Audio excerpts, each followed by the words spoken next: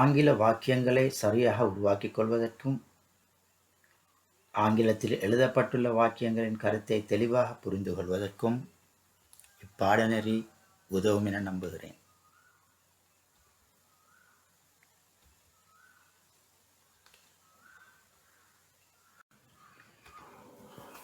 ஒரு மொழியில் காணப்படுகின்ற சொற்கள் அவை செயற்படும் முறைக்கேற்ப வகைப்படுத்தப்படுகின்றன. ஆங்கில சொற்களும் இவ்வாறு வகைப்படுத்தலுக்கு உள்ளாக்கப்பட்டுள்ளன. இவ்வகைப்படுத்தலை ஆங்கில மொழியில் பார்ட்ஸ் ஆஃப் ஸ்பீச் அல்லது வேர்ட் கிளாஸ் என அழைக்கின்றோம். இவ்வாறான வகைப்படுத்தலில் மிக முக்கியமானவற்றை பார்ப்போம். பெயர்ச்சொல், வினைச்சொல், பெயரடைமொழி, வினை அடைமொழி, முன்னிடைச்சொல். ஒரு ஆங்கிலச் சொல்லின் பொருளை அறிந்து கொள்வதற்கு நாம் முக்கியத்துவம் கொடுக்கிறோம். ஒரு சொல்லானது எவ்வகையைச் சேர்ந்த சொல் என்பதை அறிந்து கொள்வதற்கும் முக்கியத்துவம் கொடுக்க வேண்டும். ஏனெனில் ஒரு வகையைச் சேர்ந்த சொல்லுக்கு பதிலாக அதே வகையைச் சேர்ந்த பொருத்தமான ஒரு சொல்லை ஒரு வாக்கியத்தில் பிரதியீடு செய்து எமது அறிவை விருத்தி செய்து கொள்ள முடியும். அத்தோடு அதிக எண்ணிக்கையிலான வாக்கியங்களை உருவாக்கி கொள்ளவும் முடியும். வாக்கியங்களை உடன்பாட்டு வாக்கியம், எதிர்மறை வாக்கியம், வினா வாக்கியம், எதிர்மறை வினா வாக்கியம், தகவல் சம்பந்தமான வினா வாக்கியம் என்றவாறு வகைப்படுத்தி கொள்ள முடியும். உடன்பாட்டு வாக்கியத்தை நேர்வாக்கியம் எனவும் நாம் அழைக்கிறோம். உடன்பாட்டு வாக்கியங்களை தெளிவாக புரிந்து கொண்டால் ஏனைய வாக்கியங்களை கற்பது மிக இலகுவாக இருக்கும். ஏனென்றால் உடன்பாட்டு வாக்கியத்திலிருந்தே ஏனைய வாக்கியங்கள் அமைக்கப்படுகின்றன. அதற்காக சில சட்டதிட்டங்கள் மாத்திரம் உடன்பாட்டு வாக்கியத்தில் பிரயோகிக்கப்படுகின்றன. தமிழ் மொழியை பொறுத்தவரையில் ஒரு வாக்கியத்தை அமைக்கும் போது எழுவாய் பயனிலை தொடர்பில் திணை, பால், இடம், எண் ஆகிய அனைத்தும் கருத்தில் கொள்ளப்படுகின்றன. உதாரணமாக, எழுவாய் உயர்திணை ஆண்பால் சொல்லாக இருந்தால் பயனிலையும், அதாவது வினை சொல்லும் உயர்திணை ஆண்பாலாக இருத்தல் வேண்டும். ஆங்கிலத்தில் வாக்கியத்தை அமைக்கும் போது எண் மாத்திரமே கருத்தில் கொள்ளப்படுகிறது.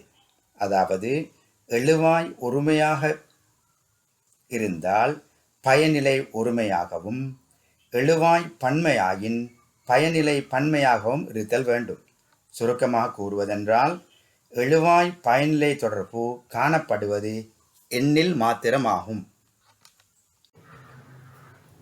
பறவைகள் பறந்தன, நான் பறவைகளை பிடித்தேன் என்ற இரு வாக்கியங்களையும் கவனியுங்கள்.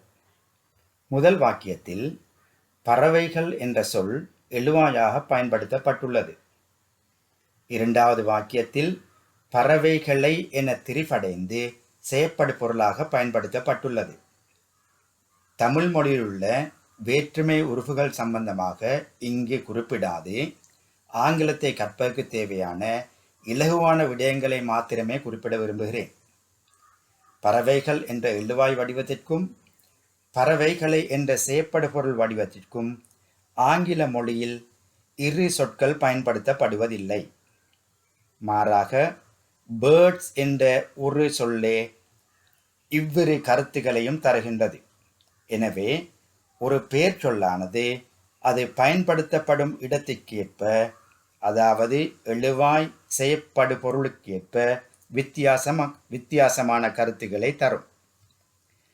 ஸ்டூடெண்ட் என்ற சொல்லுக்கு மாணவன், மாணவனை என்ற கருத்துக்கள் உண்டு. ஒரு பெயர் சொல்லின் எழுவாய் வடிவமும் செயற்படு பொருள் வடிவமும் வித்தியாசமாக காணப்படுகின்ற சில சொற்கள் உள்ளன. உதாரணமாக, ஐ என்பது எழுவாய்க்குரிய சொல்லாகவும் அதன் செயற்படு பொருள் வடிவம் மீ ஆகவும் காணப்படுகிறது. வி என்பதன் செயற்படு பொருள் வடிவம் அஸ் என்பது ஆகும். ஏனைய சில சொற்களும் இங்கு தரப்பட்டுள்ளன. ஒரு பெயர்ச்சொல்லுக்கு அப்போஸ்ட்ரோபி சேர்த்தல். ஒரு பெயர்ச்சொல்லின் இறுதியில் அப்போஸ்ட்ரோபி எஸ்ஐ சேர்த்து மற்றொரு சொல்லை உருவாக்கிக் கொள்ள முடியும். இது உடைமையை குறிக்க பயன்படுத்தப்படுகிறது. ஸ்டூடெண்ட் என்ற பெயர்ச்சொல்லின் இறுதியில் அப்போஸ்ட்ரோபி எஸ்ஐ சேர்த்து ஸ்டூடெண்ட்ஸ் என்ற சொல் உருவாக்கப்பட்டுள்ளது.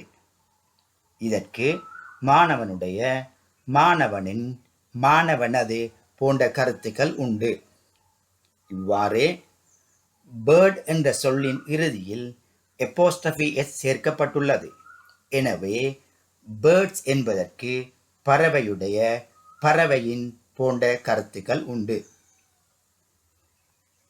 ஒரு பன்மை பெயர்ச்சொல் எஸ்ஸில் முடிவடையுமாயின் அதன் இறுதியில் அப்போஸ்ட்ரோபி மாத்திரமே சேர்க்கப்பட வேண்டும். ஸ்டூடெண்ட்ஸ் என்ற பன்மை சொல்லின் இறுதியில் அப்போஸ்ட்ரோபி மாத்திரம் சேர்க்கப்பட்டுள்ளது. எனவே அதற்கு மாணவர்களுடைய, மாணவர்களது, மாணவர்களின் போன்ற சகல கருத்துக்களும் உண்டு. சில பெயர்ச்சொற்கள் எழுவாய் செயற்படுபொருள் வடிவங்கள் வித்தியாசமாக இருந்ததை நாம் ஏற்கனவே பார்த்தோம். இவ்வாறான சொற்கள் உடைய என்ற கருத்தை தர அப்போஸ்ட்ரோபி எஸ்ஐ அச்சொற்களின் இறுதியில் சேர்த்து கொள்வதில்லை. மாறாக இவற்றுக்கு வித்தியாசமான இரு சொற்கள் காணப்படுகின்றன. உதாரணமாக, ஐ என்ற சொல் என்னுடைய, எனது, என் என்ற கருத்தை தருவதற்கு மை, மைன் என்ற இரு வித்தியாசமான சொற்களை கொண்டுள்ளன. இவ்வாறே ஏனைய சில சொற்களும் இங்கு தரப்பட்டுள்ளன.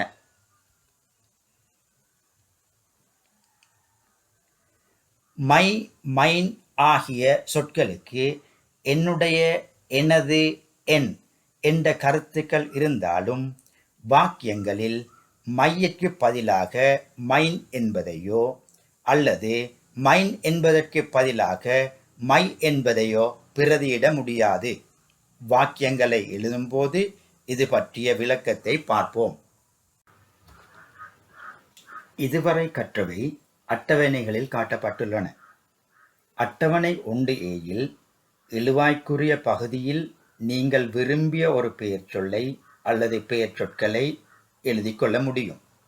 பின்னர் ஏனைய இரு பகுதிகளையும் இதுவரை கற்ற சட்ட திட்டங்களை பயன்படுத்தி பூரணப்படுத்திக் கொள்ள முடியும்.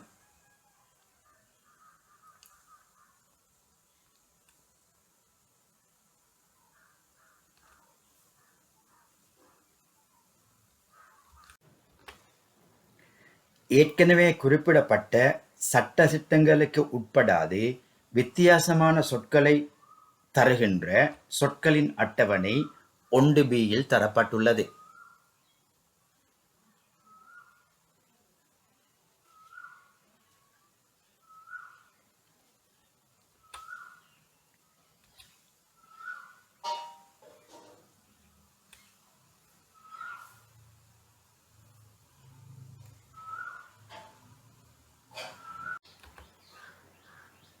உடைமையை குறிக்கும் சொற்களை உருவாக்கிக் கொள்ளும் முறையை ஏற்கனவே கற்றுள்ளோம். அட்டவணை 1A-யின் ஒரு பகுதி இங்கு தரப்பட்டுள்ளது. உடைமையை குறிக்கும் சொல்லை ஒரு பெயர்ச்சொல்லின் முன்னால் எழுத வேண்டும். ஸ்டூடெண்ட்ஸ் புக், மாணவனுடைய புத்தகம், மாணவனின் புத்தகம், மாணவனது புத்தகம். இவ்வாறே எழுதப்பட்டுள்ள ஏனையவற்றையும் கவனியுங்கள். ஸ்டூடெண்ட்ஸ் புக்ஸ், மாணவனுடைய புத்தகங்கள். ஸ்டூடெண்ட்ஸ் புக், மாணவர்களுடைய புத்தகம். ஸ்டூடெண்ட்ஸ் புக்ஸ், மாணவர்களுடைய புத்தகங்கள். அட்டவணை 1B-யின் ஒரு பகுதி இங்கு தரப்பட்டுள்ளது. மை, மைன் ஆகிய இரு சொற்களும் என்னுடைய என்ற கருத்தை தந்தாலும் உடைமையை குறிப்பதற்கு ஒரு பெயர்ச்சொல்லின் முன்னால் பாவிக்க வேண்டியது மை என்ற சொல்லை ஆகும். அட்டவணையில் இச்சொற்கள் பச்சை நிறத்தில் தரப்பட்டுள்ளன. மை புக் என்னுடைய புத்தகம், மை புக்ஸ் என்னுடைய புத்தகங்கள். மைன் புக் என்பது பிழையான பிரயோகமாகும். அட்டவணை 1A-யும் B-யும் அடங்கிய சொற்கூட்டத்தை கவனிக்கவும். மை ஸ்டூடண்ட்ஸ் புக் என்னுடைய மாணவனின் புத்தகம். ஆங்கில வாக்கியம் ஒன்றை உருவாக்க கற்போம். தமிழ் மொழியில் ஒரு வாக்கியமானது எழுவாய், செயப்படுபொருள், பயனிலை என்ற ஒழுங்கில் காணப்படும். ஆனால் ஆங்கில மொழியில் இவ்வொழுங்கு எழுவாய், பயனிலை, செயப்படுபொருள் என்றவாறு அமையும். தமிழ் மொழியைப் போன்றே ஆங்கிலத்திலும் காலங்கள் 3ஆக பிரிக்கப்பட்டுள்ளன. பிரசன்ட் டென்ஸ் நிகழ்காலம், பாஸ்ட் டென்ஸ் இறந்த காலம், ஃபியூச்சர் டென்ஸ் எதிர்காலம். இந்த அட்டவணையை கவனியுங்கள். 3 காலங்களுக்கும் உரிய பன்மை, ஒருமை வினைச்சொற்கள் சிவப்பு நிறத்தில் காட்டப்பட்டுள்ளன. இது சம்பந்தமான விளக்கம் பின்பு தரப்படும். நிகழ்கால நேர்வாக்கியங்கள் சிலவற்றை பார்ப்போம். தரப்பட்டுள்ள அட்டவணையில் நிகழ்காலத்தின் கீழ் 3 வினைச்சொற்கள் தரப்பட்டுள்ளன. ஆ என்பது பன்மை வினைச்சொல்லாகும். இஸ் என்பது ஒருமை வினைச்சொல்லாகும். ஒரு பெயர்ச்சொல்லின் எழுவாய் வடிவம், செயப்படுபொருள் வடிவம் ஆகியன பற்றி ஏற்கனவே விளக்கம் தரப்பட்டுள்ளது. எழுவாயாக பயன்படுத்தப்படும் சொல் எழுவாய் வடிவத்தில் இருத்தல் வேண்டும் என்பதை ஞாபகத்தில் வைத்துக் கொள்ளுங்கள். தே, தெம் ஆகியவற்றில் தே என்பது எழுவாய்க்குரியதாகும். தெம் என்பது செயப்படுபொருள் வடிவமாகும். உதாரணம் 1இல் எழுவாயாக பயன்படுத்தப்பட்டுள்ள தே என்ற சொல் பன்மை சொல்லாகும். எனவே வினைச்சொல் பன்மையாக இருத்தல் வேண்டும். தரப்பட்டுள்ள பன்மை வினைச்சொல் ஆ என்பதாகும். தே ஆர் ஸ்டூடெண்ட்ஸ் அவர்கள் மாணவர்களாக இருக்கின்றார்கள். அவர்கள் மாணவர்களாக இருக்கின்றார்கள் என்பதை தமிழ் மொழியில் அவர்கள் மாணவர்கள் எனவும் எழுதுவதுண்டு. இவ்வாறே we are students நாங்கள் மாணவர்களாக இருக்கிறோம் அல்லது நாங்கள் மாணவர்கள். we என்பதே பன்மை சொல்லாகும். எனவே வினைச்சொல் ஆ. you are students நீங்கள் மாணவர்களாக இருக்கின்றீர்கள் அல்லது நீங்கள் மாணவர்கள். you என்பது பன்மை ஆகும்.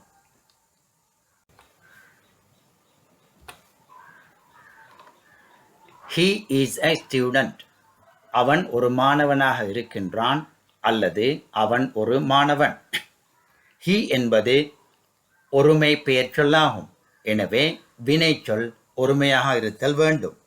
இவ்வாறே she is a student அவள் ஒரு மாணவியாக இருக்கின்றாள் அல்லது அவள் ஒரு மாணவி. ஏற்கனவே கூறியது போல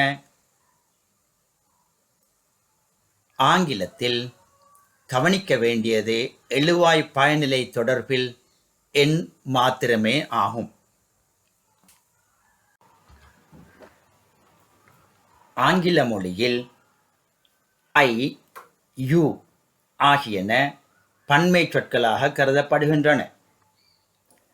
எனவே பன்மை வினைச்சொல் பயன்படுத்தப்பட வேண்டும். ஐயுடன் ஆய்க்கு பதிலாக am என ஒரு சொல் தரப்பட்டுள்ளது. I am a student நான் ஒரு மாணவனாக இருக்கின்றேன் அல்லது நான் ஒரு மாணவன். You are a student நீ ஒரு மாணவனாக இருக்கின்றாய் அல்லது நீ ஒரு மாணவன். உதாரணம் ஒன்றை அடிப்படையாகக் கொண்டு உருவாக்கப்பட்ட சில வாக்கியங்கள். ரோசஸ் ஆர் ஃப்ளவர்ஸ், ரோசாக்கள் பூக்களாக இருக்கின்றன அல்லது ரோசாக்கள் பூக்கள். தீஸ் ஆர் ஆப்பிள்ஸ், இவை ஆப்பிள்களாக இருக்கின்றன அல்லது இவை ஆப்பிள்கள்.